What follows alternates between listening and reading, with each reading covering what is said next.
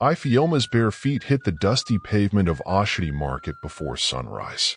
The clamor of Lagos was already stirring, buses honking, hawkers shouting, babies crying. At just 17, she had learned to navigate life's harshest lessons with little more than grit, a crooked smile, and a tray of vegetables balanced on her head.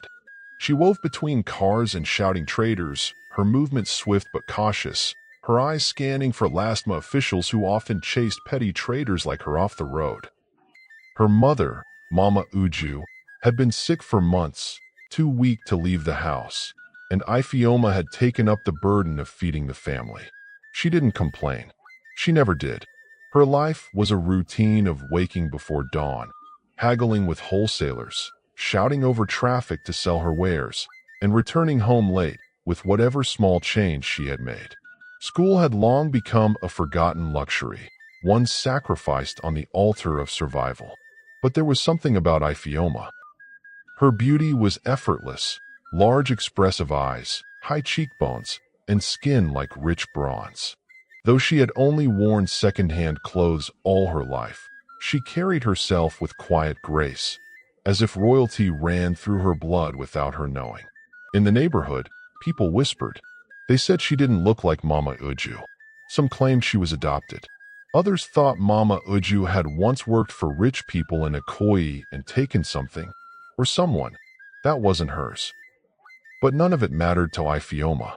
All she cared about was putting food on the table and medicine in her mother's hands. One day, as she struggled to push her wheelbarrow across a muddy corner of the market, she collided with a black SUV. The impact threw her tray to the ground, scattering tomatoes everywhere.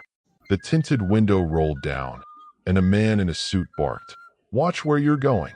Ifeoma bowed quickly. "Sorry, sir. I'm sorry."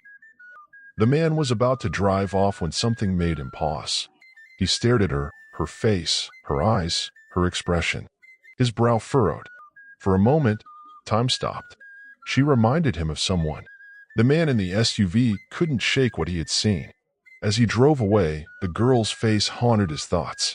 Her eyes, wide, expressive, and unmistakably familiar, took him back nearly 2 decades, to a past he had tried hard to bury. Her face mirrored that of the woman he once loved and abandoned under painful circumstances. Chief Damien Okonkwo was one of Nigeria's wealthiest industrialists, the kind whose name graced Forbes Africa and whose family lived behind the marble walls of Banana Island. But even the richest men had secrets, and Damien's darkest one was named Amarachi, a woman from his youth. Amarachi was the only woman he had ever truly loved. She was beautiful, kind-hearted, and full of dreams. But she had come from a poor background, and when Damien's parents discovered their relationship, they ended it with threats and shame. He had been young and weak then, easily manipulated.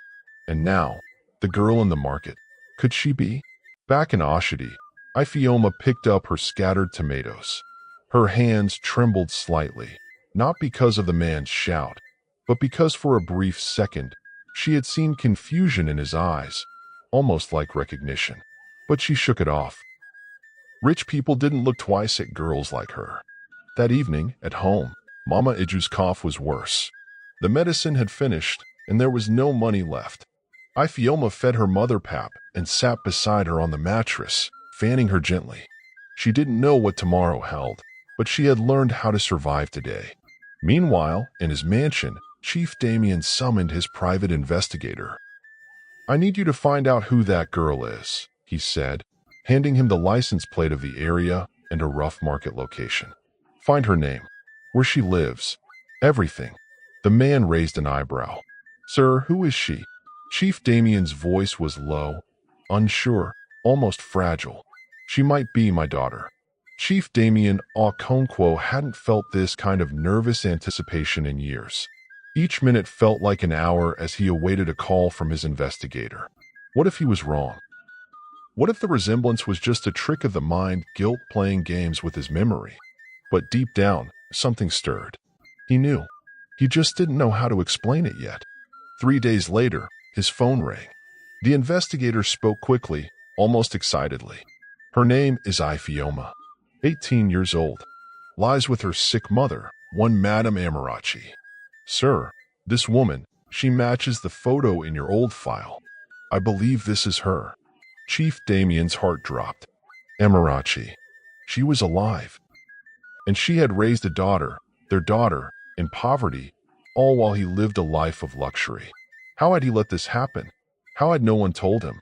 He immediately canceled his meetings for the day. He needed to see Amarachi. He needed answers. Meanwhile, Ifeoma continued her daily hustle. That morning she had taken her last 500 Nigerian nairas to buy some oranges and pepper to resell. Life had hardened her, taught her not to hope for miracles. Yet that week, things started to shift in strange ways. The woman who always chased her away from the market suddenly offered her a spot to display her goods. A man she had helped with directions returned with a bag of groceries and money. Even her mother seemed to smile more, cough less. And then, something even stranger happened. One evening, after closing her tiny table of fruit, a black car pulled up beside her. A well-dressed man stepped out, not Chief Damien, but his aide. "Are you Ifeoma?" he asked politely. She nodded slowly. "My boss would like to speak with you." Ifeoma frowned. "Why?" The man smiled. "Because you might be someone very important to him." Amarachi sat on the wooden bench outside their one-room apartment, eyes fixed on the street, her thoughts heavy. It had been years since she had heard Chief Damien's name, the man who had once promised her the world and then vanished like a ghost. She had buried that chapter of her life to raise her daughter alone. But now, with Ifeoma asking questions she couldn't answer and strangers showing up in expensive cars, the past was clawing its way back. When Ifeoma returned home that evening, quiet and wide-eyed, Amarachi knew the time had come. "Mama," Ifeoma said softly, "who was my father?" Amarachi's eyes welled up. She had always feared this day. "Ifeoma, I wanted to protect you," she began, her voice trembling. "Your father, he was a powerful man. A man who came into my life, loved me, and left without knowing I was carrying his child. But who is he?" Ifeoma pressed, gently but firmly. Amarachi took a deep breath and whispered, "Chief Damien Okonkwo." Ifeoma froze. The name sounded familiar, one she had heard whispered on radio shows and in market gossip. The billionaire? That man. "Why didn't you ever tell me?" she asked. "Because I didn't want you to feel unwanted," Amarachi replied, tears now spilling down her cheeks. "Because I didn't want you to grow up chasing a father who may never accept you." There was silence between them, deep and painful. But before Ifeoma could speak again, there was a knock at the door. It was Chief Damien. He looked older than Amarachi remembered, but his eyes held the same intensity. Only now, they were full of regret. "Ifeoma," he said, turning to the girl, "I came to see for myself. And now that I have, I know. You are mine." Amarachi stood up, heart pounding. "You abandoned us, Damien." He lowered his head. "And I will regret that for the rest of my life. But let me make it right." Ifeoma sat in the back seat of the sleek black SUV, her fingers nervously tugging at the hem of her dress as the gates of the Okonkwo estate opened before her. For someone who had grown up in a cramped room with leaky ceilings and cracked walls, the sight of marble floors, golden chandeliers, and uniformed staff bowing respectfully was surreal. Chief Damien had moved swiftly. DNA tests confirmed the truth he saw in her eyes. His blood, his daughter, the heiress to a fortune she never even dreamed of. But wealth wasn't what Ifeoma longed for. She wanted answers, healing, a sense of belonging. As the days passed, she was introduced to a new world, media attention, corporate dinners, interviews. Yet, she never let go of her humble upbringing. She brought her mother with her to the estate, insisting she stay in the same house. Amarachi, hesitant at first, was treated with respect, even by Chief Damien, who now bowed his head every time he spoke to her. One evening, as they sat in the garden watching the sunset, Chief Damien turned to Ifeoma. "I want you to take over part of the foundation. Help girls like you." the ones left behind. Ifeoma nodded slowly. I'll do it, but not just for them. For Mama. For all the women abandoned, shamed, and left to carry burdens alone. Her story soon spread across the country. The tale of a poor girl who washed dishes, studied under candlelight, and unknowingly bore the blood of a billionaire. But it was not her wealth that made her remarkable. It was her heart.